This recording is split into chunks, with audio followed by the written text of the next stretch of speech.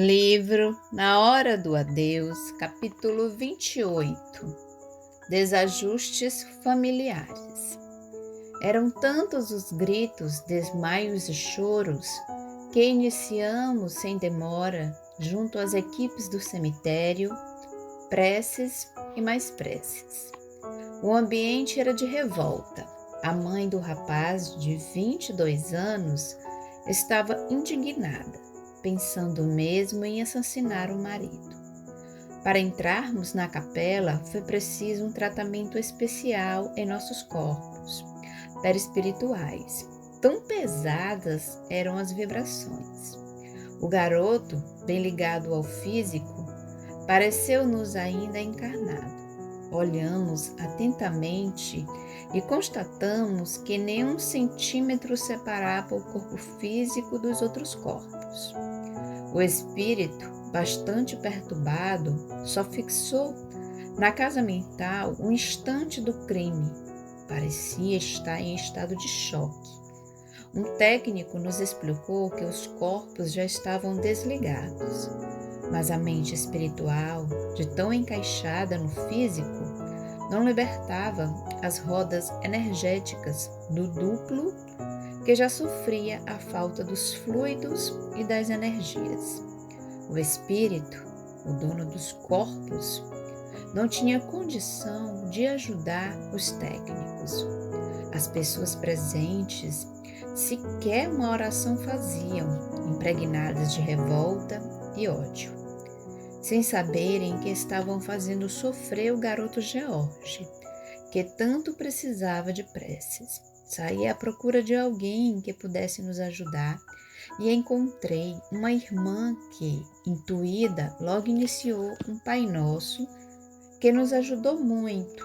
Entretanto, a alegria durou pouco. Ao iniciar uma Ave Maria, louvação à Mãe de Jesus, uma das irmãs de George mandou calar-se. Nós não aceitamos Maria. Para nossa religião, era uma mulher comum. Pensei, como podem adorar o filho e desprezar a mãe? E depois, ali era um lugar de alguém ter autoridade para contra uma oração? A nossa irmã se calou, mas nós insistimos no pedido. Ore, ore. E ela começou outra oração, a oração de prece Caritas. Ninguém pode imaginar a força dessa prece. À medida que a irmã orava, e nós também, os técnicos puderam separar os corpos de George, só que algo nos chamou a atenção. Notamos que o duplo estava decompondo-se antes do físico. Corri para um técnico a fim de obter uma explicação. O que está acontecendo? Nas mortes violentas, o corpo físico, o duplo e o perispírito sofrem tamanha agressão que se enfraquecem. Então, é melhor nesses casos enterrar o quanto antes o corpo. Não se torna preciso, mas gostaríamos de pedir ao irmão que escreva no seu livro que os familiares daqueles que sofrem morte, entre aspas, repentina devem esperar 24 horas para enterrá-los, porque é muito difícil separar os seus corpos. Na hora do impacto, do desencarne, quando o corpo físico sofre a agressão, eles se juntam num gesto de solidariedade, o que faz com que o espírito se perturbe. Ainda demorou a se separarem totalmente, mas a prece de Caritas, a oração de São Francisco e o Pai Nosso era uma chuva de luz, ajudando a separar aqueles corpos doentes e violentados. Também a vibração pesada da capela não ajuda, não é mesmo? Luiz, se os encarnados se conscientizassem de como são importantes para o espírito as horas após o seu desencarne, não veríamos o que hoje defrontamos. Quase uma festa nas capelas, com risos, comentários e conversas. Poucas vezes alguém profere uma oração, só o fazendo quando o padre ou outro religioso visita a capela. Afora isso, o desencarnado fica exposto à visitação, mas poucos oferecem-lhe um abraço de despedida através da prece. A mãe, que há muito vivia mal com o marido, diante do corpo inerte do filho, fazia aflorar o ódio que sempre sentira, mas que covardemente, durante anos, tudo suportou por medo de se separar. Nesses anos todos, ele agrediu não só a ela, como aos 3 filhos, chegando ao ponto que chegou, o assassinato de George. Aquela mãe revoltada e sofrida fazia da capela um lugar de vibrações pesadas de vingança. Henrico saiu, mas logo voltou com um coral de jovens e crianças cantando as mais belas canções.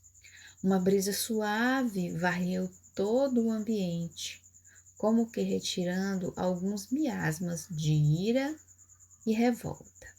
Mas George, ainda perturbado, permanecia junto ao físico, mesmo já tendo separados os seus corpos. Pensei, se demorar mais um pouco, vai ter nego correndo daqui da capela, porque o duplo vai começar a liberar os gases neles contido. Confesso que já estava esperando que isso acontecesse, quando vimos alguns técnicos já encarregados de não deixar que ali, diante do público, ocorresse tal fato. Por que eles não deixam, Henrico? A privacidade do homem deve ser respeitada. Se o duplo etérico de George se decompusesse aqui, seria como se ele se despisse diante de uma multidão. O respeito ao homem é lei na espiritualidade. E George, mesmo perturbado, iria sofrer muito com os comentários referentes ao seu sepultamento. Ainda assim, muitos sentiram um odor bem forte, tanto que alguns familiares acercaram-se do corpo para verificar se ele não estava decompondo-se. Uma das suas irmãs falou: "Você está sentindo, mãe, o mau cheiro? É das flores?" "Das flores não, mãe. É o corpo. Se a senhora olhar bem, vai notar que ele está ficando arroxeado." Curioso, aproximei-me do caixão e não pude deixar de refletir. Como os encarnados não gostam de pensar na morte. Na estação do adeus está a grande realidade da vida, que mostra a cada homem que a matéria física sem o espírito não é nada. É somente um amontoado de carne que na temperatura ambiente se decompõe. E os materialistas, para onde eles pensam que vai o espírito? Que morre com o corpo? E as famosas almas do outro mundo, o que são? Ah, deixe para lá, vamos ver o que está acontecendo com George em espírito. Já separado, ainda se recusava a sair de junto do corpo físico. Era demais para ele deixar a matéria, e não adiantava os mensageiros nem os técnicos o orientarem. Ele saía e voltava para junto do físico, como que desejando vestir de novo o corpo de carne. Era uma cena muito triste, a luta e o desespero de um espírito diante da realidade do desencarne. Vimos uma senhora de cabelos brancos aproximando-se dele. "Vovó Dadá, a senhora aqui?" Eu morri mesmo, vó? Não, filho, você não morreu. O que não lhe serve mais é o seu corpo físico. Ele sim morreu. Mas você, meu neto querido, está vivo, bem vivo, porque Deus assim o quis. Vovó, estava na hora de eu morrer? Não sei lhe dizer.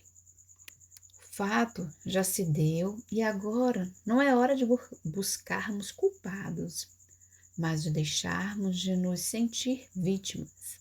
Caminhe, George, que Jesus nos espera e não olhe para trás. Deixe que os mortos enterrem seus mortos. Para o espírito que desencarnou, não é bom desejar ficar junto ao corpo que lhe serviu e presenciar o funeral. É dor demais e perturbar quem deseja esquecer. Vó, o que faço? Lute para sair daqui. Lá fora há um campo e uma colina. Por detrás da colina, um sol de oportunidades que irá aquecer o seu espírito. E mamãe, vó, o que será dela? Acabei de lhe dizer. Deixe que os mortos enterrem seus mortos. Sua mãe ainda pertence ao mundo físico e a ele deve servir. Sepultará seu corpo, chorará muito, sentirá saudades, enfim, fará tudo o que fazem os encarnados. Você terá de deixá-los cultivar as suas lembranças e sentir saudades, pois seu espírito não mais pertence ao mundo físico. Quando Jesus disse essa parábola, quis orientar todos os seus irmãos que na hora do adeus não é dado a quem parte ficar preocupado com que dinheiro será pago o enterro ou com que roupa vão enterrá-lo. Minha família irá sofrer. O que fazer para consolá-la? Ao espírito só restam lembranças e saudades, mas ele tem de partir em busca de uma nova vida, a vida livre do espírito, onde terá de recomeçar mais uma vez. O mesmo acontece à criança que retorna em um novo corpo. Ela não pode ficar chorando, desejando voltar ao mundo espiritual em busca daqueles que neles ficaram. E quantas vezes, George, a gente tem de deixar irmãos muito amados que junto a nós estão há milhares de anos. Nem por isso o bebê dificulta sua vida ao plano físico. Nesse instante, meu neto, você está nascendo no mundo espiritual. Vamos nascer com fé e esperança, trazendo no coração a saudade, mas não desejando que o ódio nem a revolta tomem conta do nosso espírito. Se o seu pai chegou a essa fúria tamanha, você, George, também não teve humildade. O boi bravo faz com que o humilde corra dele, mas quem o enfrenta está armado do mesmo ódio e julga-se tão forte quanto ele. Vó, nós estávamos discutindo por causa de dinheiro. Ele queria lesar a família. Esqueça, vamos esquecer. A porta, que é o túmulo, deve fechar-se para as revoltas e tristezas. E ao adentrarmos nela, devemos dar graças a Deus pela lei do Senhor. Não matarás. Por isso, ninguém morre, porque Ele, o Pai, não mata suas criaturas. George abraçou-se com a sua avó e ela, repleta de luz, voou, levando-o carinhosamente. A essa altura, nós não tínhamos mais lágrimas. A emoção tomava conta de todos. Pensei. Quão importante é na vida de um neto uma grande avó. A avó é alguém que já lutou, já criou seus filhos, já sonhou quando jovem, já se esforçou para criar uma família. Quando os netos chegam, o corpo, já não tão jovem, parece que recebe uma nova força. E muitas grandes mulheres renunciam a tudo para se tornarem avós, mães, com tal desvelo que os netos as adoram. No caso de George, a avó Clotilde foi a mão de Maria, tirando-o da matéria. Feliz da mulher que não fracassa como mãe, como avó, nem mesmo como mulher. Amar é um dom e a mulher que ainda jovem se torna mãe e faz da maternidade um cântico de amor e renúncia é um tesouro para a família, ainda mais se ela foi sublime como mãe e como avó, mais sublime ainda. Luiz falou: Pamela, como você ama os avós? Como mãe, a mulher tem por dever criar os filhos, mas como avó, nela desabrocha o que ela tem de nobre no coração, a renúncia. Com o corpo cansado, com um lar para cuidar, o neto chega exatamente quando ela pode viajar, aproveitar a vida junto do seu marido. Quantas voltam a ser mães dos netos, com novas noites sem dormir, novamente fazendo papinha, lavando fraldas, levando-o ao colégio, ajudando no dever de casa, enfim. Como são sublimes essas mulheres que não dizem não a um filho ou a uma filha quando estes lhe pedem para cuidar dos netos. Luiz, mas tem cada avó como tem cada mãe, rebati. É verdade, falou Henrico. A mulher, quando fracassa na sua missão de mãe, jamais será uma boa avó. Feliz daquela que, quando fracassa como mãe, encontra nova oportunidade quando avó e não fracassa. Sabe, Henrico, doar amor é um dom divino. Feliz daquele que se esquece de si mesmo em prol dos outros. Este é um vencedor na vida. Um alicerce que nem o cansaço físico o impede de amar e servir. O corpo de George nos pareceu petrificado. Agora que seu espírito fora levado, aquela matéria se mostrava fria e inútil. Na parte espiritual, os cânticos e as orações eram o momento da separação, corpo e espírito. No plano físico, a dor da separação, a saudade, o desprezo, a incerteza. Olhamos aquela mulher que sofrera a vida toda com o marido, e este, riquíssimo escravo do dinheiro, jamais havia feito um carinho nos filhos. Achava que o carinho iria enfraquecer sua autoridade. Tratava a mulher como se fosse sua escrava, e ela a tudo suportou, até vê-lo chegar onde chegou, ao assassinato.